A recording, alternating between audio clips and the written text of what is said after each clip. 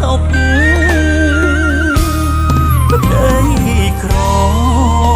អង្វរអូនឡើងតន់ឆ្អឹងអូនចិត្តដាច់ម្លឹងបងក៏មិនខត់អូនទុកកាយទ្រង់អ្នក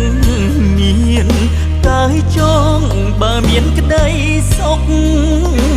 ធ្វើមិនដេញចាប់ក្បត់សំបុក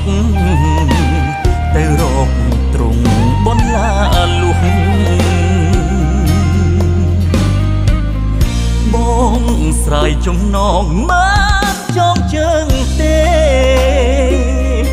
ឈ្មោះប្តីបងផ្ទេឲ្យគេដើរតួជុំនោះត្រកួនមាត់បឹងប្រឹងលូតឲ្យ